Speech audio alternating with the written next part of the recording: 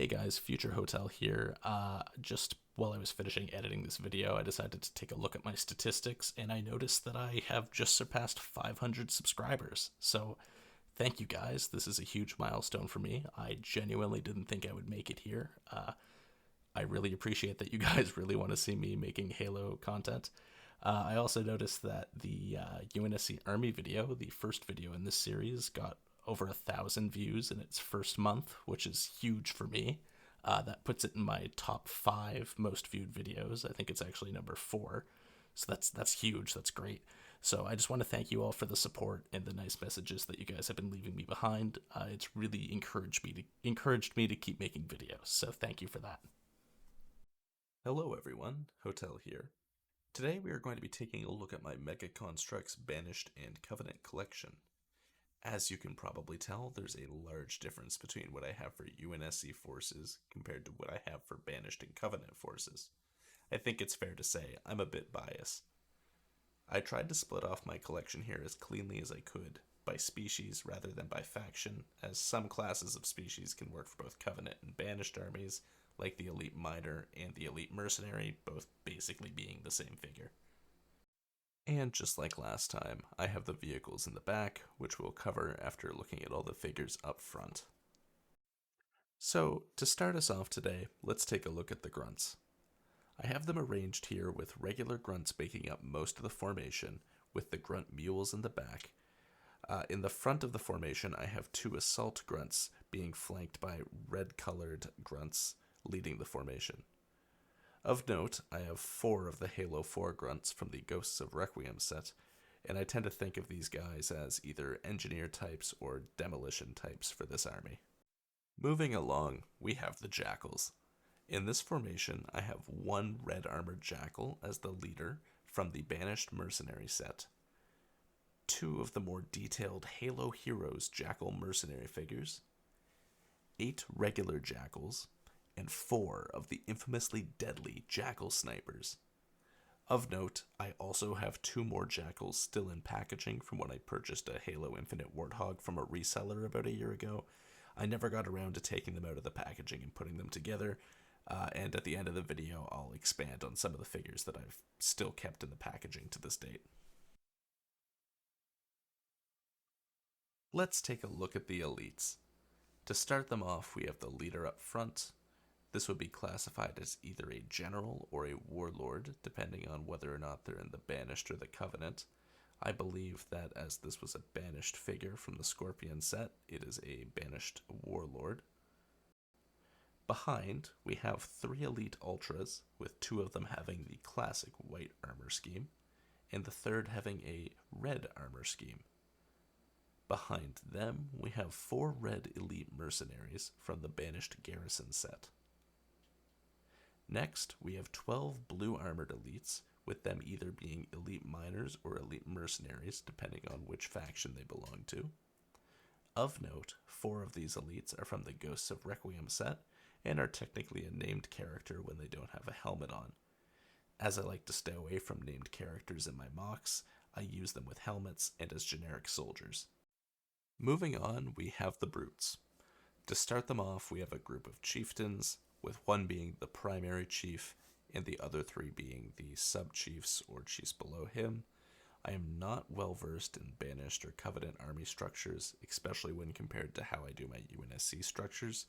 I mainly just have groups, just for the Marines in UNSC to fight.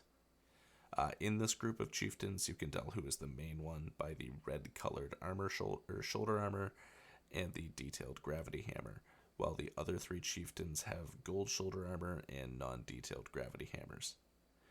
Behind them, I have 5 captains, with the slightly more detailed captain being the main leader under the chieftains, where the other 4 captains are the individual group leaders.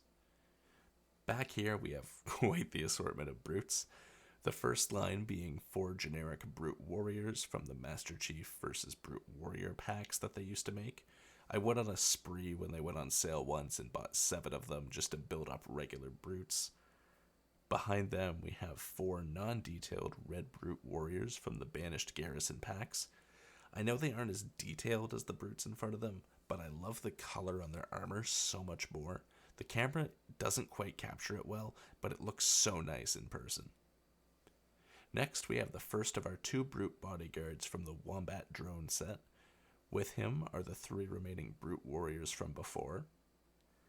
In the next row, we have the second Brute bodyguard, and then 3 Brutes wearing purple tinted armor.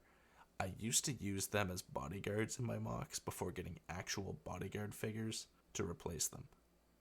Behind them are 4 Brute miners from the Gun Goose set. They're nice because their blue armor also lets them work as Brute miners from the Covenant instead of being in the Banished. Lastly, we have my least favorite Brutes, the silver-clad Brutes that have some additional shoulder armor from spare parts. The reason I don't like these guys is because their feet have this issue where there's plastic between the toes, and it just doesn't let you stand them up on studs. I know you could probably just sand these down or file them down, but I don't want to have to basically do surgery on my figures to make them work properly. Next to the Brutes, we have 4 Hunters. 3 of them are light gray with dark gray shields, and the last one is dark gray with a dark gray shield. 2 of these are from the Scorpion set, one of them is from the Wasp set, and the last one is from the Pelican Inbound set. As I mentioned earlier, I do have some figures still in the packaging. I'll just bust those guys out really quick. Up first, we have a second Elite Warlord or General from the Scorpion, 2 Hunters from the Scorpion as well, and lastly, 2 regular Jackals, which I mentioned earlier were from the Halo Infinite Warthog. So that about wraps up the ground forces section. Up next, we're going to be taking a look at the vehicles. Starting off small, we have 4 of the Ghosts from the Ghosts of Requiem set. I really like these guys. There's something about the coloring that I just find so appealing. I know it doesn't seem to come across well on camera, but in real life, it's really pleasing to look at. I don't have much to say about these, other than that they have these weird blue lightning pieces that they stand on, and I can't seem to remember why they're there, so if there's some lore reason for that, let me know in the comments.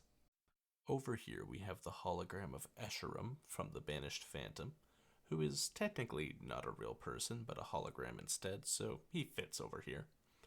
Next to him, we have a single Banished Ghost. This is certainly one of the mega ghosts of all time. I like the front part, but I find the side flaps and the back area just so lacking in this build. Let's compare this ghost next to one of the Covenant ghosts from before. Just looking at the difference between the two, you can definitely tell that there's some build quality differences. The Banished ghost looks a lot weaker in my opinion, just not as great. I'm also not a fan of having these missile shooters in the front compared to the Ghost of Requiem's molded guns on the front. But that's just my opinion. I don't think that it looks as good. Following along, we have a Banished Chopper. I actually have 2 of these, but at the moment, one is still sealed in its box, and I have 0 reason to open it. While I love the build and design of this vehicle, I don't find it enjoyable for use in display or mocks or anything like that, just compared to a lot of the other vehicles I have here.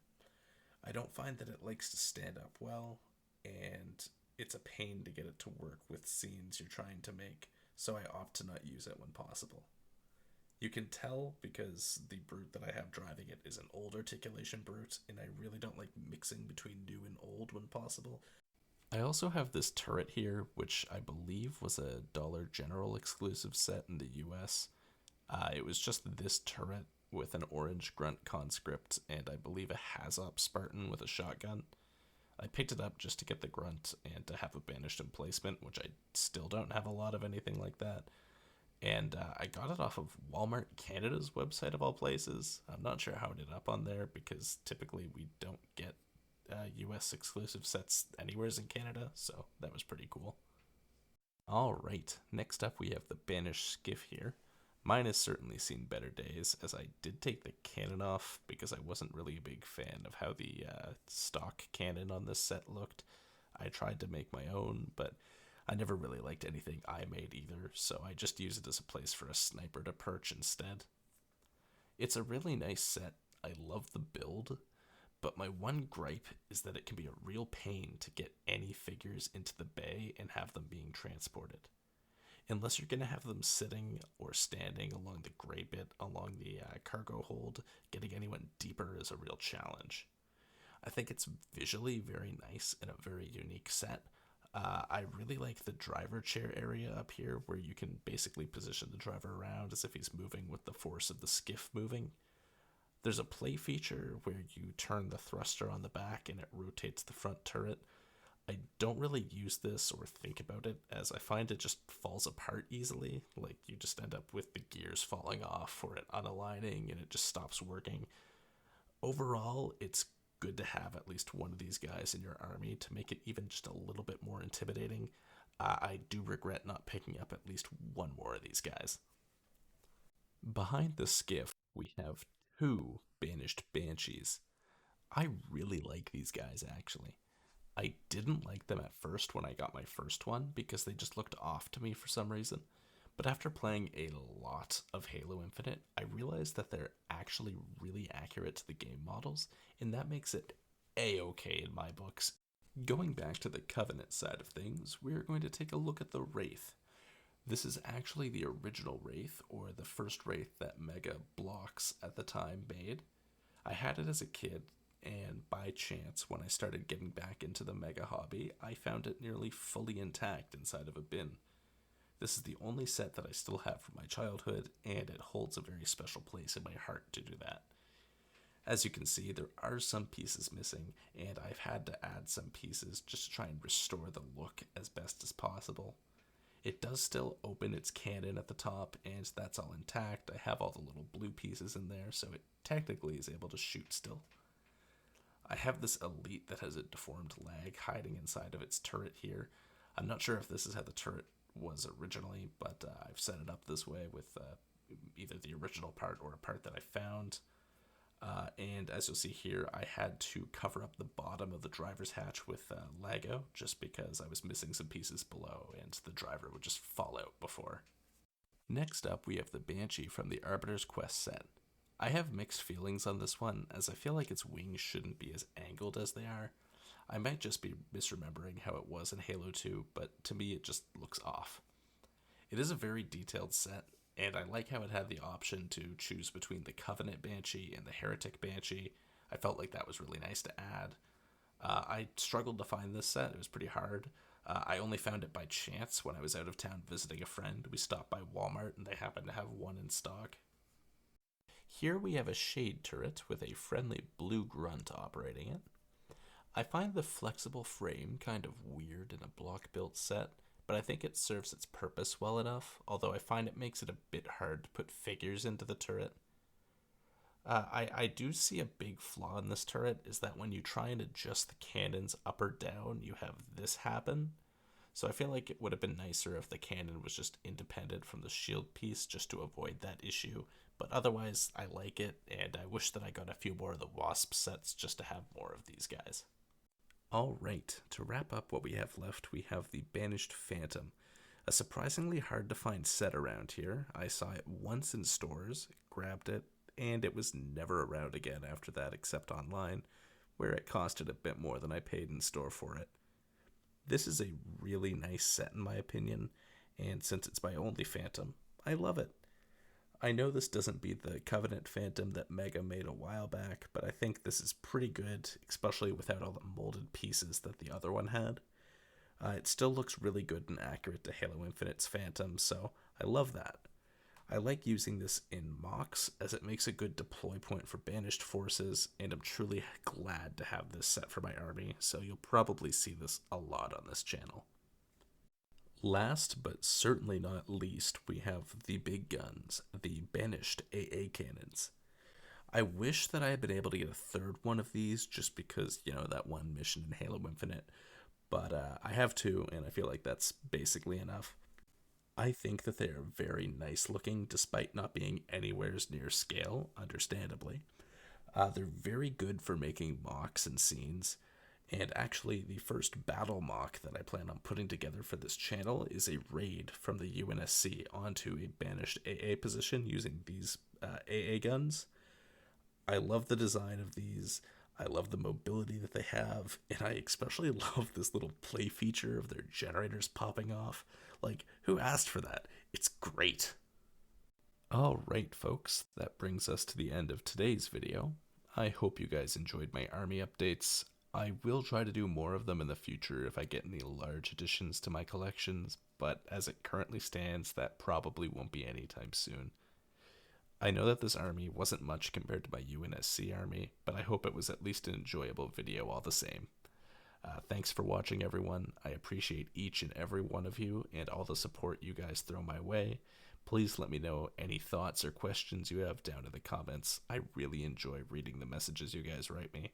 And if you are feeling up to it, maybe consider subscribing to get informed as soon as I upload next. See you all next time, guys. Bye.